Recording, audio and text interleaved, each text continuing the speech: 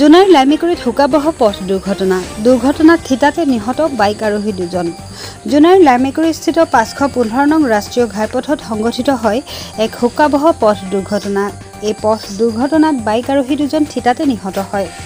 জানিব পৰা মতে পাছিঘাটৰ পৰা লখিমপুৰ অভিমুখে তীব্ৰ বেগত আহি থকা মাৰুতি ইগনিছ বাহনখনে একেটা দিশেৰে গৈ থকা মটৰচাইকেলখনক পিছফালৰ পৰা প্ৰচণ্ডভাৱে খুন্দিওৱাৰ ফলত সংঘটিত হয় এই পথ দুৰ্ঘটনাটো। ফলত এই দুৰ্ঘটনাত বাইক আৰোহী দুজন থিতাতে নিহত হয়। নিহত বাইক আৰোহী দুজনৰ এগৰাকী জোনাইৰ লাইমেকুৰি টাকো গাঁৱৰ মনিকা পাটিৰ বুলি জানিব পৰা গৈছে। আনহাতে আনজনৰ সঠিক পৰিচয় বাতৰি সংগ্ৰহ কৰা সময়লৈকে জানিব পৰা হোৱা নাই যদিও অৰুণাচল প্ৰদেশৰ ৰায়ান গাঁৱৰ বুলি জানিব পৰা গৈছে। দুৰ্ঘটনা সংঘটিত হোৱা মাৰুতি ইগনিছ বাহনখনৰ নম্বৰ হৈছে AR01S4040। আনহাতে মটৰচাইকেলখনৰ নম্বৰ হৈছে AR09C7419।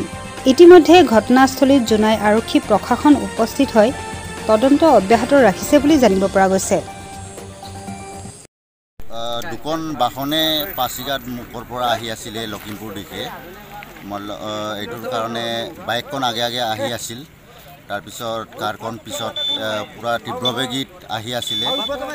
অকণমান টাৰ্ণিঙত সোমাবলৈ লওঁতে পিছৰ যিখন বাহন কাৰখন আহিছে এই কাৰখনে মানে মহতিয়াই খুন্দিয়াই লৈ গ'ল। মানে ছোৱালীকেইজনী আমাৰ নিজৰ গাঁৱৰে ছোৱালী হয়। ছোৱালীজনী মিচিং ফিল্ম জগতৰো অভিনেত্ৰী আছিলে, মনিকা পাটিল। এতিয়া বৰ্তমান ল'ৰাজনৰ নামটো জানিব পৰা নাই, কিন্তু আমি ল'ৰাজনৰ গাঁওখন এই ৰায়াং বুলি আমি গম পাইছোঁ।